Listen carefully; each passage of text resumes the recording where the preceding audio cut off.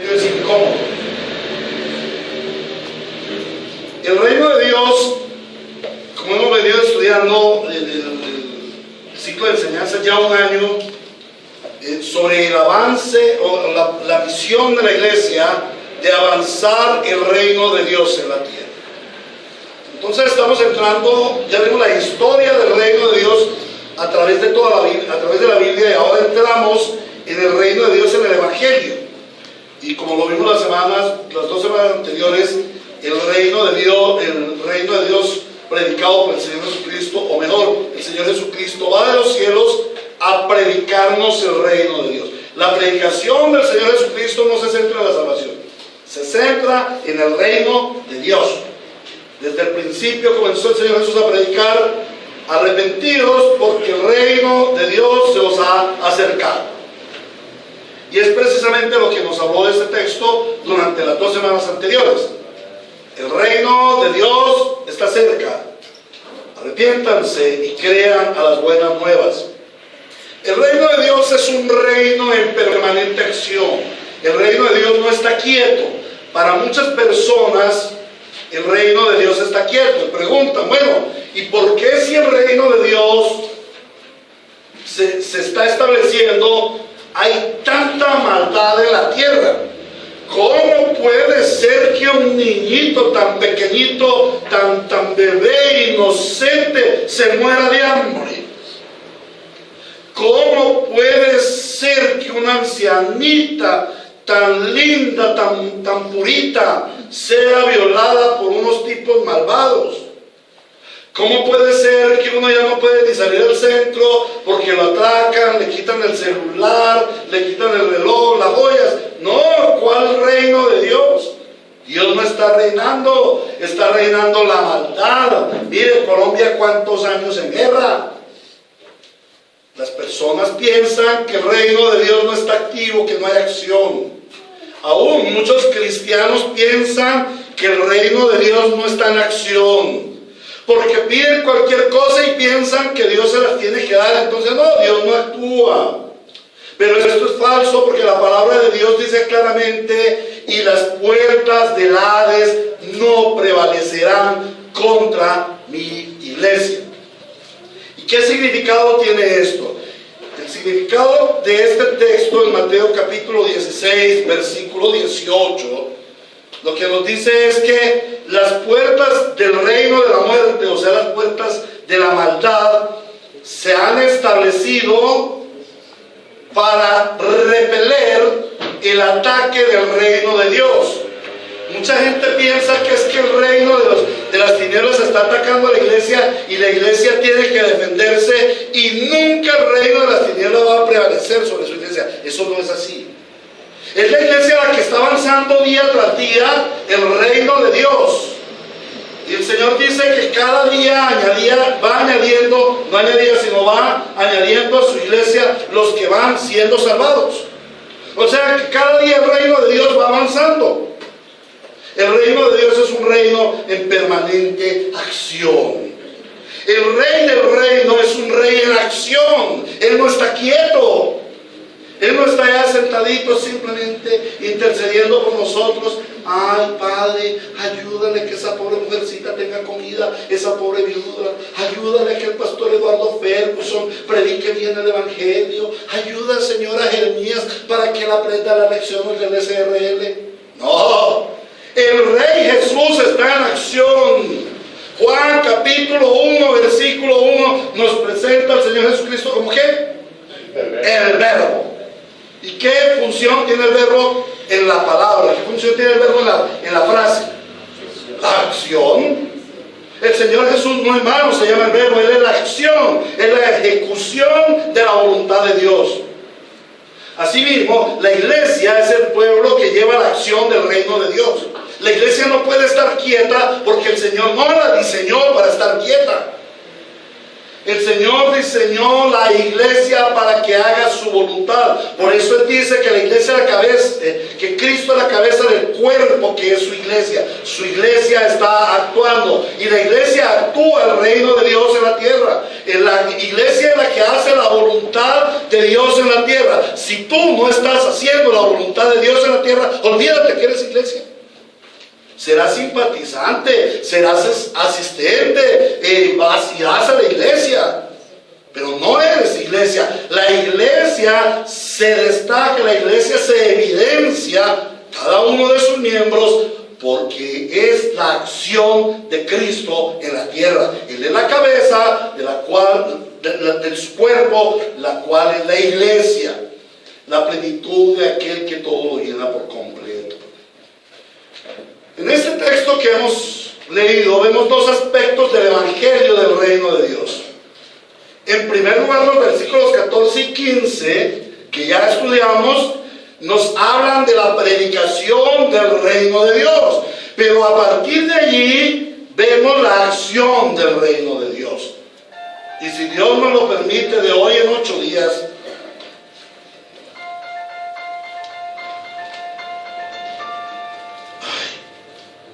podría contestar que estamos esperando si es el hermano de Estados Unidos. Aló, buenos días. Sí, ustedes saben que no es me desligué. Bueno, entonces vimos que en el texto vemos dos aspectos del evangelio del reino de Dios. Uno es la predicación del reino de Dios y el otro es la acción del reino de Dios. El Rey Jesús comienza su acción en el establecimiento de su reino. ¿Y cómo comienza su acción para establecer su reino? Él comienza conformando el ejército que va a luchar la batalla de la conquista general del reino de Dios. Recordemos que el reino de Dios es espiritual y no es carnal. Es del cielo y no es de este mundo. Por lo tanto, no es una guerra contra carne y sangre, sino que es una guerra contra principados, potestades, ejércitos espirituales ubicados en las regiones celestes.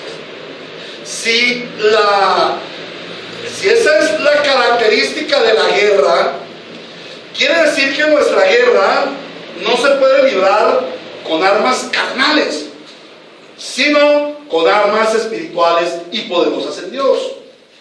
Por eso el Señor comienza a llamar discípulos, no soldados guerreros. Él pudo haber llamado a soldados fuertes, valientes, que se tomaran las armas de la época, que tuvieran caballos y poder conquistar el reino.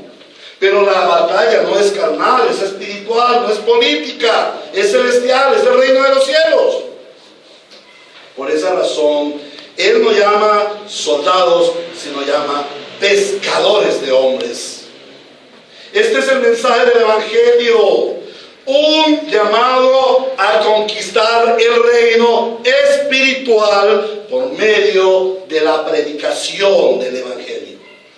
La iglesia, el Señor Jesucristo actúa a través de la predicación del evangelio e inmediatamente llama a sus discípulos para que actúen a través de la predicación del evangelio. Cuando se instituye la iglesia, por allá en Hechos de los Apóstoles capítulo 2, en el día de Pentecostés, ¿cuál es la acción de la primera iglesia?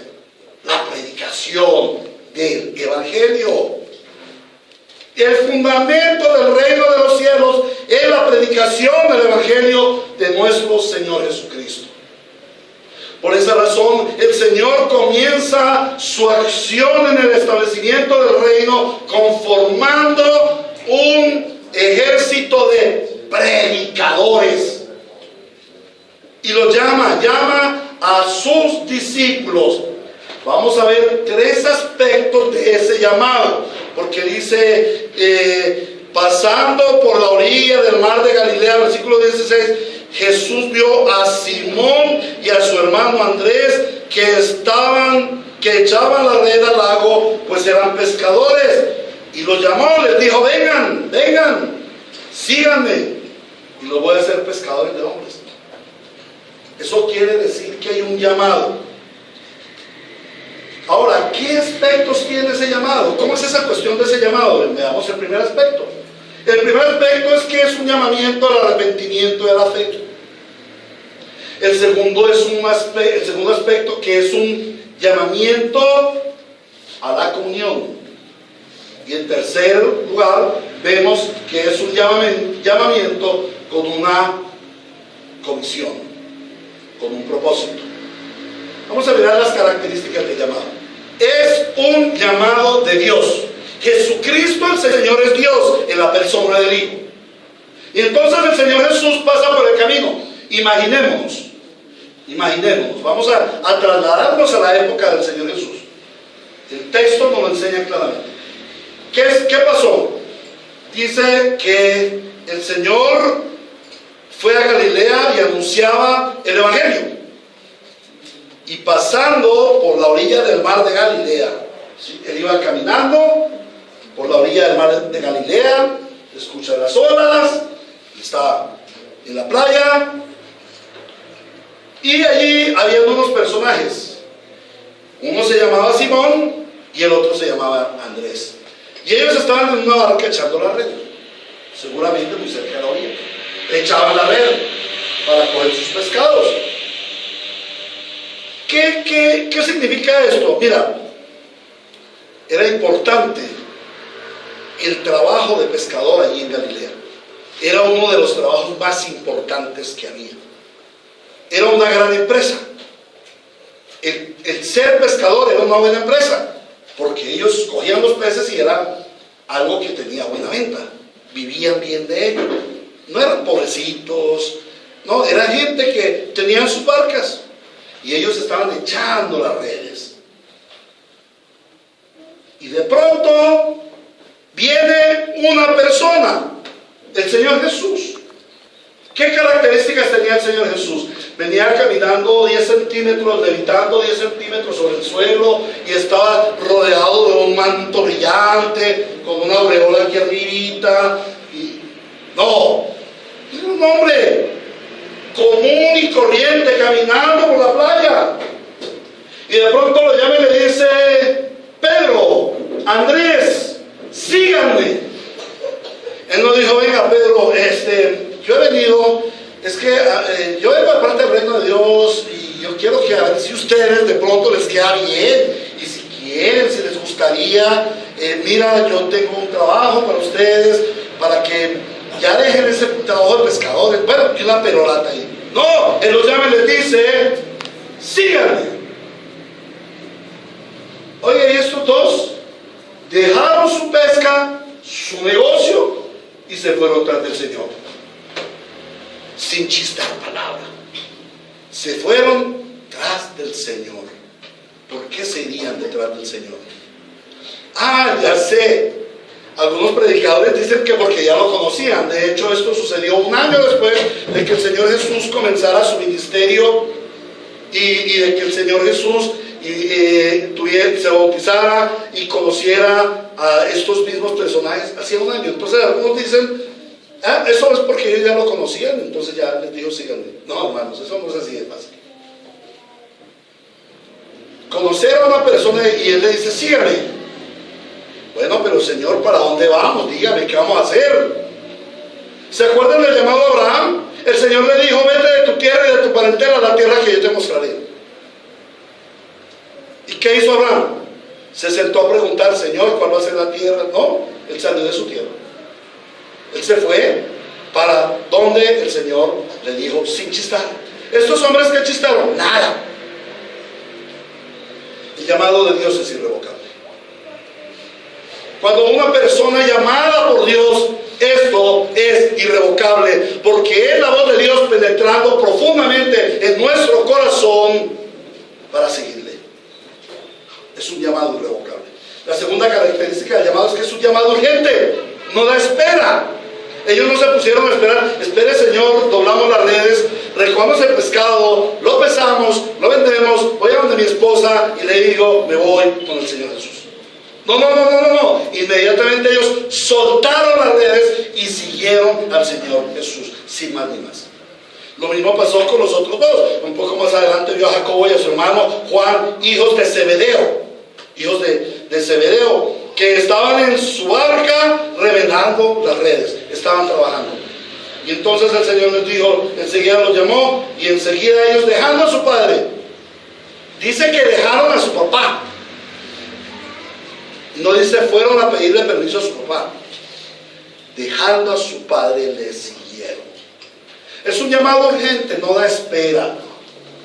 No, espere ese Señor que cumpla la universidad, espere ese Señor que me case, espere ese Señor que tenga hijos, espere ese Señor que arme mi empresa. No. Cuando el Señor llama, llama y punto. Y también es un llamado con un propósito. Los llama y les dice, los haré pescadores de hombres. Les da una visión, les da un propósito. Siempre que hay un llamado de Dios, es un llamado con visión, es un llamado con propósito. ¿Y cuál sería el propósito? ¿Cuál sería en este propósito, en este asunto? ¿Que ellos fueran pescadores de hombres? ¿Cierto que sí? No. Dijo el Señor, los haré. Los formaré, los capacitaré. Siempre es un llamado que tiene que ver con la transformación de tu vida. Siempre es un llamado primero para ti. Cuando tú estás transformado, tienes la capacidad de ir a llevar el evangelio que transforma vidas, que cambia corazones. Amén. Entonces pasemos a mirar cómo fue ese llamamiento que el Señor Jesús le hizo a los 4 primeros discípulos. En primer lugar, ese llamamiento lleva arrepentimiento y fe. Acordémonos que el Señor predica justamente arrepentimiento y fe. Dice el versículo 15, se ha cumplido el tiempo, decía el Señor Jesús, el reino de Dios está cerca. Por lo tanto, arrepiéntanse, arrepentimiento, y crean a las buenas noticias, fe. El Señor Jesús, cuando llama a sus discípulos, cumple su predicación. Los convoca al arrepentimiento, los llama a una transformación de su corazón. Ellos tenían un corazón de pescadores, ahora van a tener un nuevo corazón, una transformación de vida. Ellos tenían una vida de pescadores, ahora iban a tener una vida de cristianos, un corazón de cristianos, una vida de cristianos.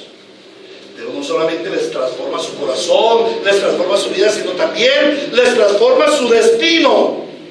Los haré pescadores de hombres. También se cumple el asunto de la fe. Ellos creyeron al Señor Jesús. Le creyeron. Porque le creyeron, le siguieron.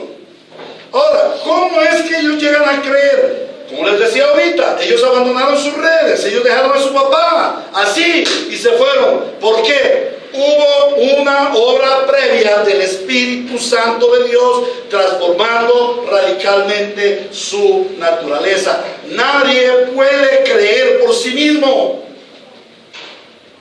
Es por la obra del Espíritu Santo. ¿Por qué razón ellos no recogieron sus redes, recogieron la barca, la guardaron? Espérese, Señor, nos hemos pescado. Espérese, Señor, llevo la plata a la casa. Espérese, Señor, me despido de mi mujer, de mi suegra. No, ellos dejaron todo allí. ¿Recuerdan a Mateo, el publicano? Cuando el Señor pasa y ve a Mateo, a Leví, y le dice, sígueme. Leví tenía una mesa llena de impuestos, llena de dinero que no era ni siquiera de él. Era una mesa por la cual él tenía que responder. Tenía 2 soldados romanos cuidándole esa mesa. Llevaba un libro de contabilidad para poder representar a los romanos el impuesto. Era una gran responsabilidad. ¿Será que hoy en día pasamos por el banco y le decimos al gerente del banco, hey, sigue a Jesús? Y el gerente del banco deja todo, el dinero, la caja fuerte, los empleados, y se va. No por sí mismo. Pero si la obra del Espíritu Santo viene y hace un trabajo previo, esa persona indudablemente va a seguir al Señor Jesucristo dejándolo todo. ¿Por qué ellos siguieron al Señor Jesucristo? Porque creían, porque creyeron. Y la obra de la fe, la obra del creer, no es obra de hombre, es una obra del Espíritu Santo. Ninguno se puede jactar, es que yo creo porque yo soy buena persona, porque yo le creí al Señor Jesús, porque yo decidí seguirlo. No, Esta es una obra del Espíritu Santo. La fe es un don de Dios. Hermanos, había muchos argumentos para no creer en Jesús. Era una época difícil. Mira, yo soy el prometido de Jehová. Yo soy el Mesías. Mira, el Mesías va a venir montado en un caballo blanco, pero bien grande, con una espada filuda y un ejército mínimo de 100,000 hombres. Y va a acabar con la bota romana. Y tú, un pobre carpintero, vas a ser el Mesías. ¡Juá, juá, juá, juá! No podía ser el Mesías. No tenía pinta de Mesías, no tenía espada de Mesías, no tenía caballo de Mesías, conforme al concepto humanista, humano. Había muchos argumentos para no creer en Jesús. Estos dos amigos, Juan y Jacobo, eran, según dice la Biblia, primos hermanos del Señor Jesús. Ellos sabían muy bien que el Señor Jesús era carpintero. Toda la vida lo habían conocido en Nazaret como carpintero, como hijo del carpintero. Y no se llaman sus hermanas fulano, fulano y sutano, sus hermanas y sus hermanos. No, yo voy a creer. Yo no creo. Había muchos argumentos para no creer en el Señor Jesús. Había muchas razones para no seguir al Señor Jesús. Una de ellas su vida.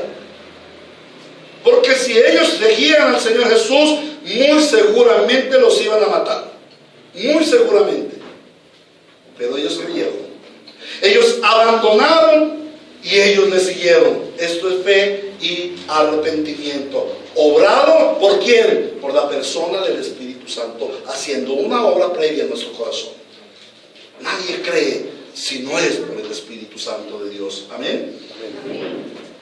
Ahora, ¿qué podemos ver nosotros allí de aquellos hombres?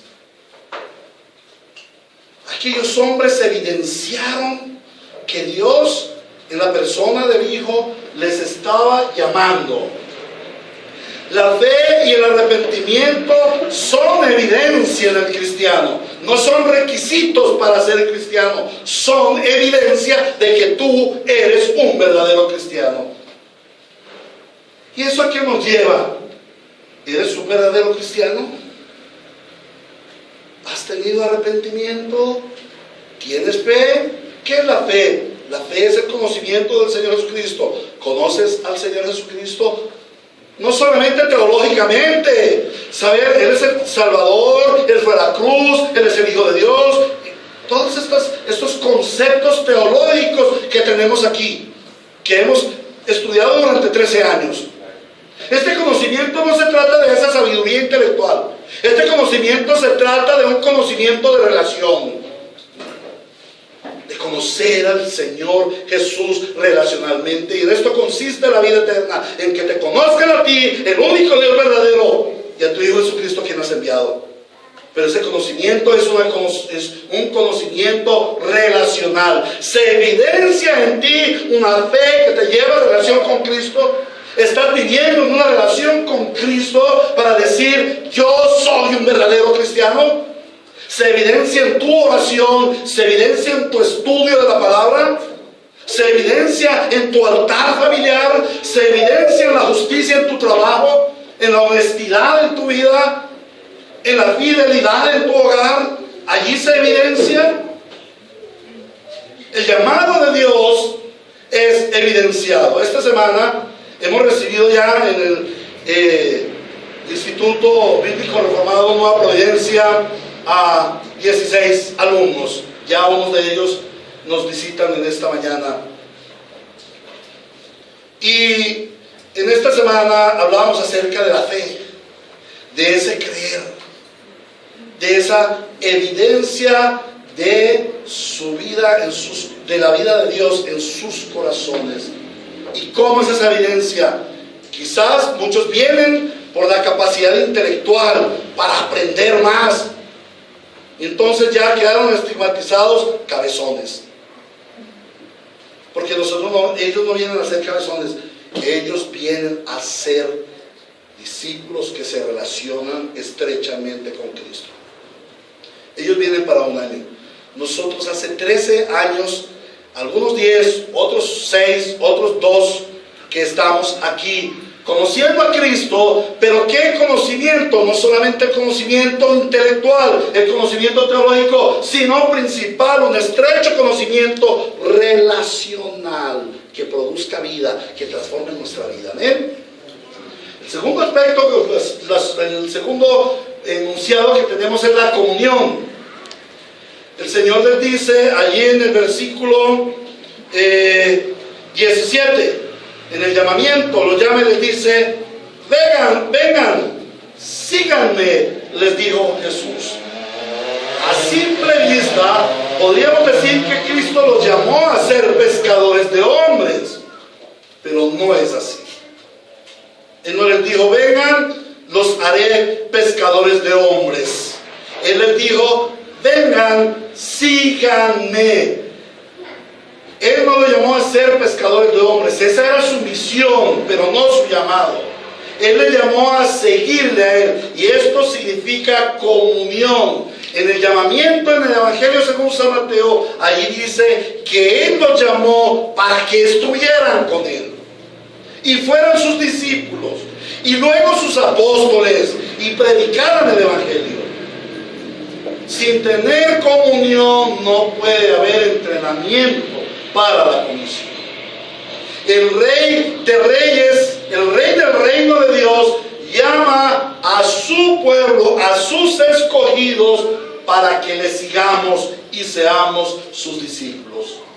Él va delante de su pueblo. Él es la cabeza, él pasó primero. Él dice que Él es el camino. Entonces nuestro deber es seguirle. El llamado no es a ser discípulos, el llamado no es a cumplir una comisión, el llamado no es a no hacer cosas malas, el llamado no es a hacer obras buenas, no, el llamado es a seguirle a Él, a tener comunión con Él. En nuestro caso, a tener comunión con la palabra, a tener comunión mediante la oración, a seguir su Espíritu Santo, la guía del Espíritu Santo, que es la santa palabra de Dios. Amén. El llamado del Rey a sus súbditos no es al hacer, sino al ser. Vengan y sean mis discípulos. El reino no está conformado por un pueblo que hace cosas para el Rey como esclavos. Eso era lo que nosotros hacíamos antes. Hacíamos cosas para nuestro rey tirano, como lo vimos la semana pasada, el enemigo, el diablo. Él sí nos hacía hacer cosas que no nos gustaban, que nos afectaban. Y a Él le pareció, Él nos hacía pensar que eso era el deleite humano.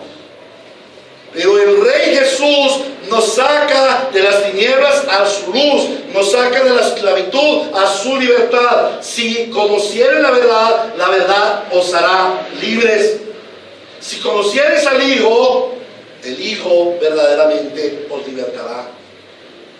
El reino no es, el llamado al reino de Dios no es un llamado para hacer cosas, sino para ser la persona que Cristo quiere hacer de nosotros. ¿Y qué quiere hacer de nosotros Cristo? Personas a su imagen y a su semejanza. Personas como Él. Eso es lo que Él quiere hacer. Porque somos su cuerpo. Personas que llevamos su identidad.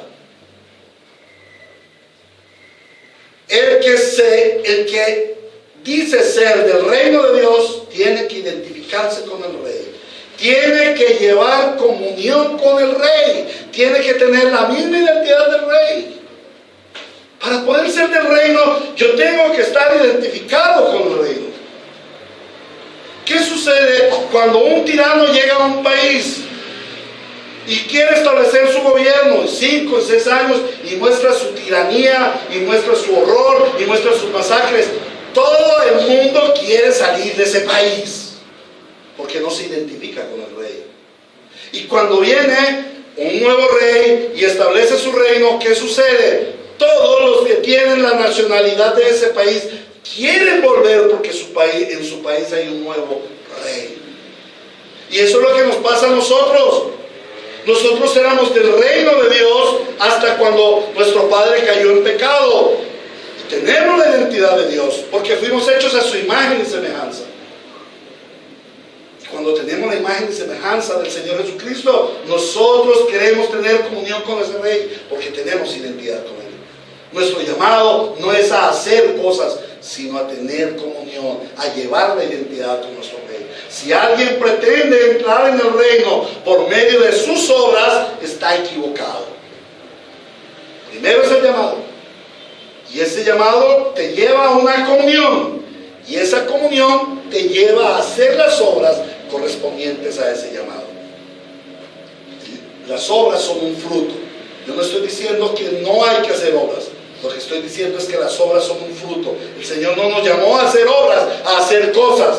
Muchas iglesias se enfatizan, es que hay que predicar el Evangelio. Sí, hay que predicarlo, pero eso no es el énfasis del Evangelio. El énfasis del Evangelio es establecer el reino de Dios en nuestras vidas. Cuando el reino de Dios está establecido en mi vida, yo me gozo de ir a predicar el Evangelio. Y lo hago con todo el poder del Espíritu Santo en mí, porque sé quién ha obrado en mí. Otro aspecto importante de ese llamado y de esa comunión es el dejar para ir. Una consecuencia del llamado, como lo estaba hablando ahorita, es que sobrenaturalmente los llamados le siguen al Señor Jesús.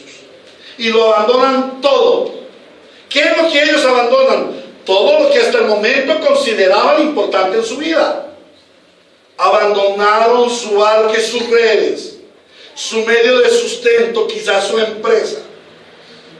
Abandonaron todo lo que consideraba importante en sus vidas, su familia. Dejaron a su papá Zebedeo. Abandonaron su estabilidad, su plataforma que ellos habían formado a través de años, comprar barcas, comprar redes, tener quizás un grupo de trabajadores. Aquí dice, y ellos dejando a su padre Zebedeo en la barca con los jornaleros, habían empleados, obreros. Ellos habían trabajado en una plataforma que indudablemente iban a recibir como herencia de su papá Zebedeo. Y Pedro Simón y Jacobo muy posiblemente ya eran dueños de su propia empresa. Recordemos que Pedro era casado. Entonces ellos abandonan esa estabilidad, abandonan sus placeres, Mira, es un placer trabajar en una profesión que a uno le guste. Y a ellos les gustaba la pesca, indudablemente. La hacían con gusto. Ellos abandonaron sus placeres, también abandonaron sus arraigos. ¿Por qué? Porque ellos no se quedaron en Galilea, ellos viajaban frecuentemente con el Señor Jesús. Abandonaron su pecado. ¿Y eso qué nos muestra? Que ahora lo importante para ellos es el reino de los cielos. El reino de los cielos se les ha acercado, el reino del mundo nada es y ya no me importa. Esa es la actitud que tuvieron ellos. Esa fue la consecuencia de que el Señor Jesucristo hubiera llegado a sus vidas y estableciese el reino de Dios. Les llama a aún dejar el reino de las tinieblas y venir al reino de su luz admirable. Cristo es el Señor digno para que ante su llamado abandonemos el reino del mundo. Este es un llamado para ti hoy. Cristo te ha llamado. ¿Te ha llamado para qué? ¿Para trabajar en su reino? No, te ha llamado para estar en comunión con Él. Y ese llamado, en ese llamado era obrado fe y obrado arrepentimiento. Y ese llamado demanda de ti un abandono del reino del mundo. Pero ¿cuánto estamos aferrados al reino del mundo? Recuerdo que hace años hacía la pregunta, y si el Señor Jesús, ¿quién quiere que el Señor Jesucristo venga esta tarde? ¿Qué tal que yo les dijera esta tarde, viene el Señor Jesús? ¿Cuántos quieren irse con Él? Y no se levantaban las manos. Yo hago esta pregunta sinceramente. ¿Quieres, si el Señor Jesucristo viniera esta tarde, quisieras irte con Él? O a lo mejor dices, no es el tiempo todavía.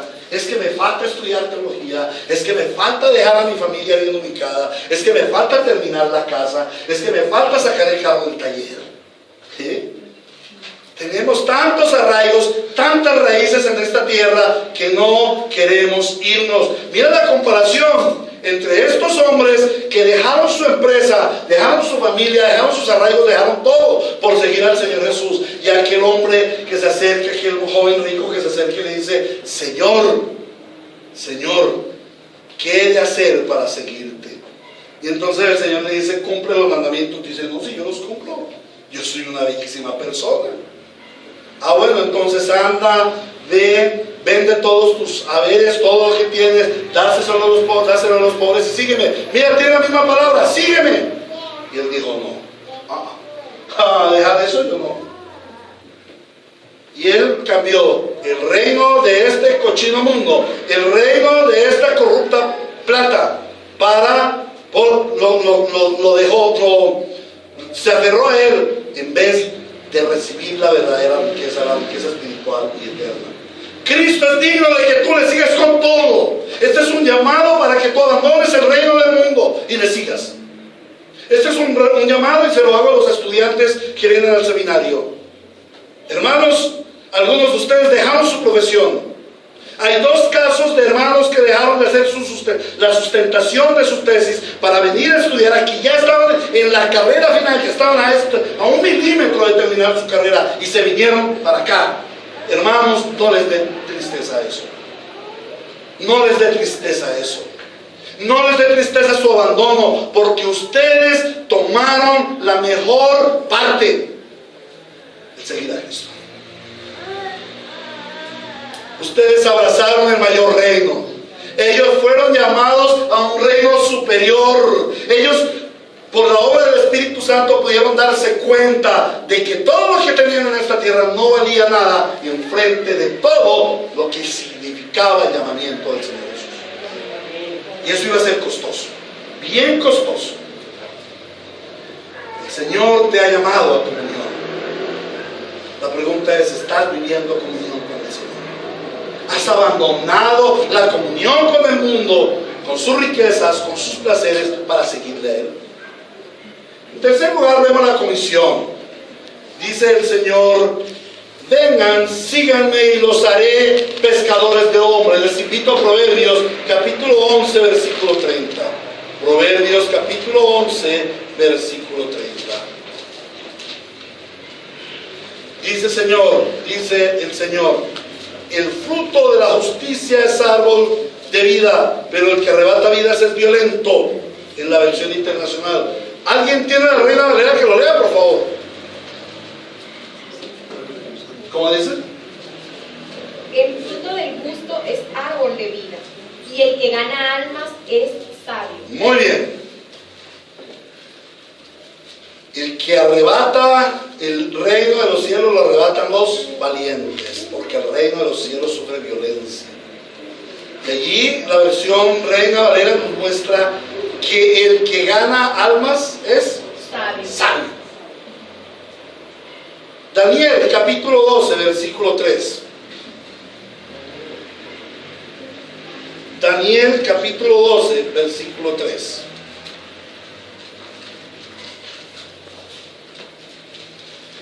Los sabios resplandecerán con el brillo de la bóveda celeste. Los que instruyen a las multitudes en el camino de la justicia brillarán como las estrellas por toda la eternidad. Este es el llamado que el Señor Jesús le hace a sus discípulos. A aquellos 4. Vengan al reino, arrebaten almas para el reino, ganen almas para el reino y enseñen la sabiduría del reino de Dios. ¿Qué es esto? Esto es un gran honor. El rey comparte con sus llamados la gloria de su ministerio. Les da la oportunidad a sus discípulos de ser participantes activos del reino de Dios. La iglesia es participante activa del reino de Dios. La iglesia avanza día tras día el reino de Dios. No está queda, no está quieta, no está letargada. El Señor nos llamó a participar de la gloria de su ministerio, a trabajar en pos del reino.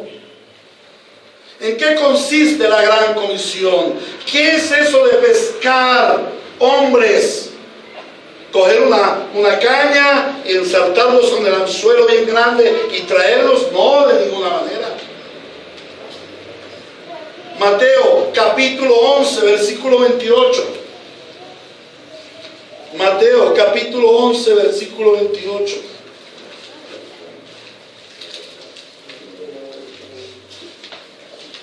Dice el Señor: vengan a mí todos ustedes que están cansados y agobiados, y yo les daré descanso. Vamos a ir a Génesis capítulo 2, versículos 1 al 4. Así quedaron terminados los cielos y la tierra y todo lo que hay en ellos. Al llegar el séptimo día, Dios descansó, porque había terminado la obra que había emprendido. Y Dios bendijo el séptimo día y lo santificó, porque en ese día descansó de toda su obra creadora. Esta es la historia de la creación de los cielos y de la tierra, dice la palabra. Ahora, ¿cuál fue la finalidad de la creación de Dios? ¿Cuál fue el fin último de la creación de Dios? ¿El hombre? ¿El ser humano para que reinara? No. La creación, la finalidad última del reino de Dios, de la creación de Dios, fue descansar sobre su reino, reposar sobre su reino. Tener un pueblo que viva bajo su gobierno, que viva en su lugar, en su bendición, para su gloria. ¿Correcto? Ese es el reposo de Dios. ¿Qué hizo el hombre en su primer día? Dios creó al hombre en el sexto día de la creación. ¿Qué hizo el hombre en el séptimo día? Perdón, ¿qué hizo el hombre en el primer día de su vida? Reposar. Reposar. ¿Y cuándo se acabó ese reposo? ¿Cuándo se acabó ese reposo? Cuando entró el pecado. Aquí el Señor, cuando dice en Mateo: vengan y les daré descanso a los que están cansados, no es porque trabajamos mucho. Ay, yo estoy cansado porque trabajé 9 horas, 1 hora extra. No. Ay, yo estoy cansado de llevar esa carga tan terrible que es mi suegra en la casa. No, hermano. Ese no es el cansancio. El cansancio es el pecado del hombre. Por esa razón el Señor siguió trabajando. ¿Hasta cuándo? Hasta cuando se cumpla completamente el Evangelio y de nuevo Dios definitiva y eternamente pueda reposar sobre toda su obra. Recuerden que en Hebreos les dice: y por esa razón no entraron en mi reposo. Por el pecado. El pecado tiene al hombre subyugado y le produce cansancio. Cuando el Señor les dice: vengan a mí, descansen, les está hablando del descanso de la obra del pecado en sus vidas. Y esto era lo que iban a hacer aquellos discípulos: pescar hombres para traerlos al reposo de Dios. Y Dios comparte la gloria de su trabajo ministerial con su iglesia. Nos da la oportunidad de ser participantes activos de su reino. Es un gran honor el ser llamados a participar de su reino. Y si tú eres un discípulo de Cristo, estás siendo pescador de hombres. Primero preguntaría: ¿estás viviendo en el reposo de Dios? ¿Estás reposando en Cristo? Venid a mí todos los que estáis cansados y trabajados, yo os daré descanso. Las lidias para luchar contra el pecado eran terribles. Había que matar corderitos, había que hacer mucho trabajo y siempre estaba allí el peso del pecado. Y el hombre cargando el peso del pecado es peor que trabajar 25 horas diarias. pecado asedia. Pero el Señor nos trajo el Evangelio que nos da el reposo, que nos retorna al reposo de Dios.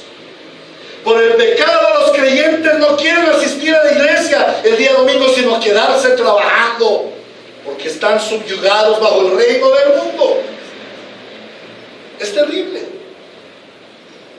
Dios nos llamó al reposo y nosotros nos buscamos trabajos. ¿Estás viviendo en el reposo de Dios? Tú fuiste creado para vivir en el reposo.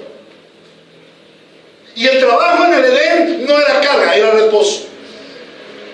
Lo que Dios le puso al hombre a hacer en el Edén no era trabajo, era reposo en el Señor. Sí había que trabajar, pero no era cansancio, no había cansancio. Recuerden cuando vino la maldición en el capítulo 3, le dijo: ahora te ganarás el pan con esfuerzos, será dura tu carga. Eso quiere decir que antes el trabajo no era carga, el trabajo era el reposo de Dios en tu vida. ¿Estás viviendo el reposo de Dios? Porque si tú no estás viviendo el reposo de Dios, difícilmente puedes decir que eres discípulo de Cristo. Si tú no estás viviendo el reposo de Dios, ¿cómo vas a llevar un evangelio que trae el reposo de Dios? Cuando tú vayas a predicar: mira el evangelio, venid a mí todos los que están cansados. Sí, pero tú estás más cansado que yo. ¿Qué me vienes a hablar de descanso cuando tú vives cansado y cargado por tu pecado? Oh, hermanos, Dios nos diseñó para vivir en su reposo.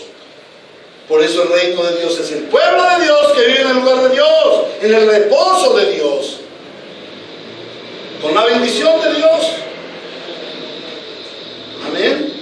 El vivir bajo la ley de Dios, bajo la norma de Dios, es vivir en el reposo de Dios. Dios nos dio la ley para vivir en su reposo. Pero ¿estamos viviendo el reposo de Dios? No lo estamos viviendo. ¿Dónde está tu cristianismo, hermano? Este es un llamado para todos los creyentes. Hermano, reevalúa tu vida si estás viviendo el reposo de Dios. Pero también este es un llamado para aquellos que no han escuchado el Evangelio, o habiéndolo escuchado han sido renuentes. Si has oído hoy la voz del Señor, no endurezcas tu corazón como nuestros padres en Meribá, que fueron rebeldes al Señor. Hoy este mensaje es para ti que no has escuchado el Evangelio y que has vivido cansado, cansada, bajo el dominio de Satanás, en el gobierno del pecado, del mundo, de la oscuridad, de las tinieblas, de la muerte. Hoy el Señor viene a tu vida y dice: venid a mí todos los que estáis cansados, trabajados y cargados, yo os daré descanso. A eso llamó el Señor Jesús a esos discípulos, para que al estar con ellos pudieran reposar de su carga de pecado, fueran libres, su vida fuera transformada y ellos pudieran comenzar a llamar a otros. El propósito de Dios, del Señor Jesucristo, con esos discípulos era que estuvieran con Él, pero luego de que estuvieran entrenados, enviarlos a que llevaran el reino de Dios. Hoy el reino de Dios se ha acercado a ti. Y el reino de Dios te promete traerte al descanso de Dios. Si has estado cansado de vivir bajo el yugo, bajo la carga de las obras que impone Satanás, hoy es el día de tu libertad. Hoy el Evangelio ha llegado a tu casa. Hoy el Evangelio te dice: vengan a Cristo y reposen en Cristo. No hay otro lugar de reposo sobre la faz de la tierra en toda la historia de la humanidad. Vengan a Cristo y reposen en Cristo. Esto es un llamado para que corran a Cristo y clamen por su salvación. Solo Cristo salva. Que el Señor tenga misericordia de aquellos que aún no han entrado en el reposo de Dios, y que hoy por su gracia les conceda salvación, descanso eterno en Cristo Jesús. Amén. La gracia de nuestro Señor sea sobre su iglesia. Solo a Cristo la gloria. Oremos. Amado Dios, bueno.